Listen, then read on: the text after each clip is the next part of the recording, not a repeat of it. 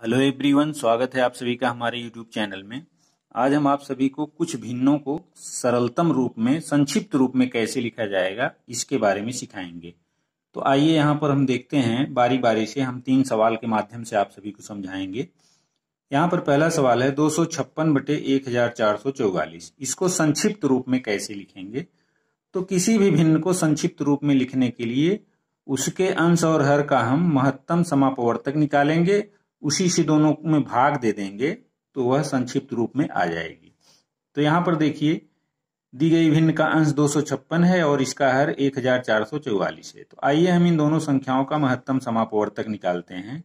तो सबसे पहले हम 256 का अभाज्य गुणनखंड करेंगे। तो यहाँ पर देखिए, ये अभाज्य गुणनखंड इस तरीके से किया जाएगा। अब यहाँ पर देख रहे हैं संख्या का इकाई का अंक 6 है, तो यह 2 से काटेंगे। हम यहाँ पर छोटी छोटी अभाज्य संख्या से ही काटना शुरू करते हैं अभाज्य गुणनखंड में। अब यहाँ इससे काटेंगे तो 2 1 कम 2 हो गया, 2 दूनी 4, 1 5, 2 16 हो गया, 2 8 16। फिर ये इकाई का अंक 8 है, फिर 2 से हम इसको काटेंगे तो ये हो जाएगा 2 6 12 और 2 चौके 8। अब फिर 2 से काटेंगे, 2 से फिर काटेंगे तो 2 तिहाई 6, 2 दूनी 4, फिर अभी काटेंगे इसको, 2 1 कम 2, 2 6 12, फिर 2 से काटेंगे, 2 8 16, फिर 2 से इसको काटेंगे। तब तक काटते जाते हैं जब तक कि यहाँ 1 ना आ जाए नीचे। तो 2 चौके 8 हो गया, फिर 2 से काटेंगे, यहाँ पर 2 दूनी 4 हो गया, फिर 2 से काटेंगे, 2 1 कम 2। अब यहाँ पर ये हमारा समाप्त हो जाता है। तो इस तरीके से 256 का हमने अभाज्य गुणनखंड कर दिया। तो ये 2 गुणे 2 गुणे 2 गुणे 2 गुणे 2 गुणे 2 गुणे 2 गुणे 2, यानी 1 2 3 4 5 6 7 8 बार 2 का गुणा करने। अब यहाँ पर हम फिर इसका हर जो दिया गया है उसका अभाज्य गुणनखंड करते हैं। इसका हर 1444 दिया है। अब इसका अभाज्य गुणनखंड जो हम करेंगे तो यहाँ इकाई का अंक 4 है, तो हम 2 से फिर इसको काटेंगे। अब 2 सत्ते 14 हो जाएगा, फिर 2 दूनी 4, 2 दूनी 4, ये हमारा 722 हो गया। अब यहाँ पर फिर इसको 2 से काटेंगे क्योंकि इकाई का अंक 2 है।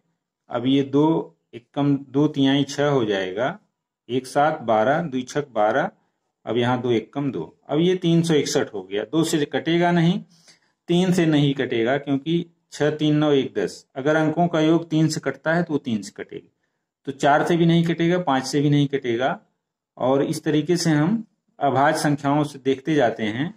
तो ये अंत में 19 से कटेगा। यह 19 से कटेगा तो यहाँ पर लिखेंगे 19 एकम 19 हो जाएगा, 19 एकम 19, और फिर ये 17 36 होगा।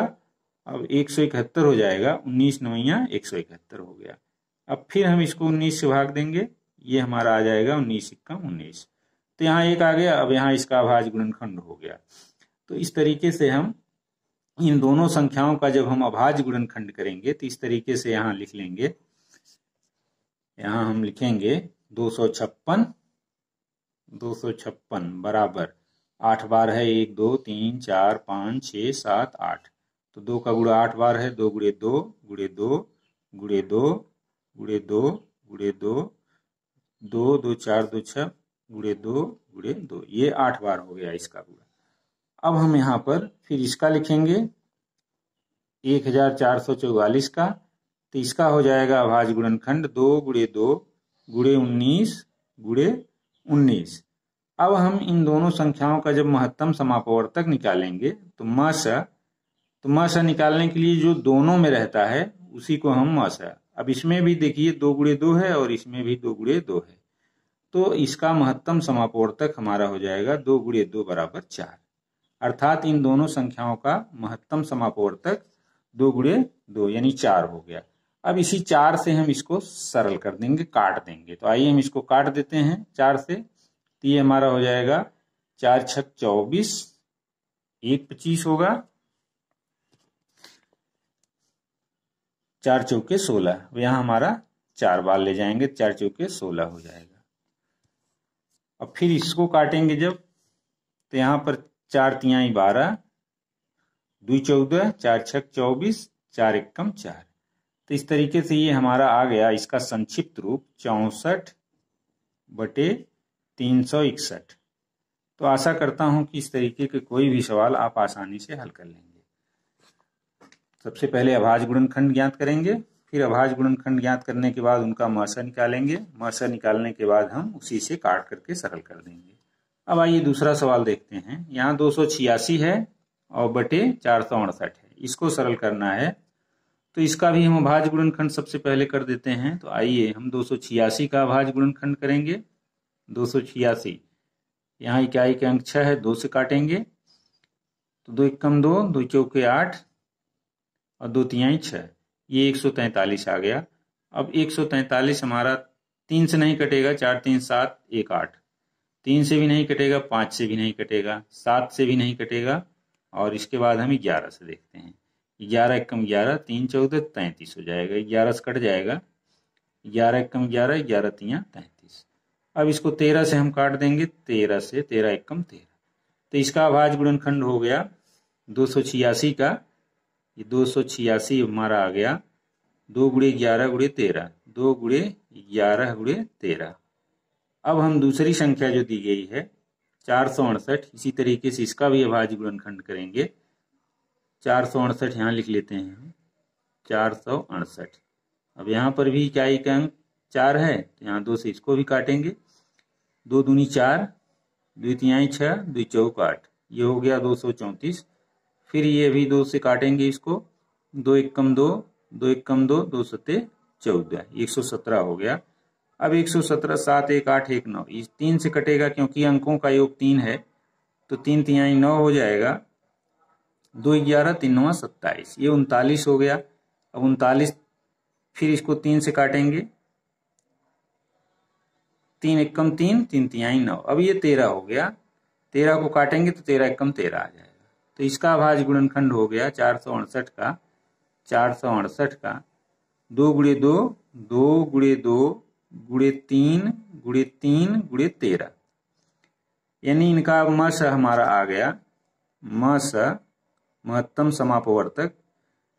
अब जो सब दोनों में है उसी को हम महत्तम समापवर्तक के रूप में लिखेंगे। यहाँ देखिए 2 है और 13 है, यानी 2 और 13, 2 गुणे 13, इन दोनों संख्याओं का महत्तम समापवर्तक हो गया। तो यानी 13 दूनी 26। अब 26 महत्तम समापवर्तक आ गया। अब उसी 26 में इन दोनों से भाग दे देंगे, 286 में 26 से भाग देंगे तो ये हमारा आ जाएगा 26 एकम 26, फिर 2 28, 26 एकम 26, ये 11 आ गया। और इसको काटेंगे तो 26 एकम 26 आएगा, 26 एकम 26 हुआ और 208 हो जाएगा और 26 अट्ठे 208 होगा। तो यहाँ पर हमारा आ गया 11/18। यहाँ पर ये 11/18, ये इसका संक्षिप्त रूप हुआ। आशा करता हूं कि ये आपकी समझ में आ गया होगा। अब एक सवाल और हमारा बचता है, अंतिम सवाल है। ये हमारा अंतिम सवाल है 63, तीसरा सवाल। ये 6633 बटे 15,075, ये बड़ी भिन्न है। इसको सरल करना आ जाएगा तो कोई भी भिन्न हम संक्षिप्त रूप में लिख सकते हैं। आइए इसका भी हम अभाज्य गुणनखंड करते हैं। तो 6633, इसका जब अभाज्य गुणनखंड करेंगे तो यहाँ पर इकाई के अंक पर 3 है तो हम 3 से काट देंगे। 3 दूनी 6, 3 दूनी 6, 3 एकम 3, 3 एकम 3।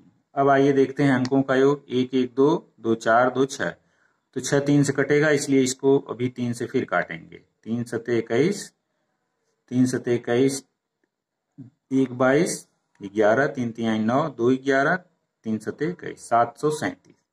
अब ये 737 हमारा 3 से नहीं कटेगा, 7 से भी नहीं कटेगा, 9 से भी नहीं कटेगा। अब हम इसको 11 से देखते हैं कटेगा। 11 6 66, 7 73, 11 सते 77। अब ये 67 भी अभाज्य संख्या है, इसलिए इसको 67 को हम यहाँ इस तरीके से काट करके आसान कर देंगे। 67 एकम 67।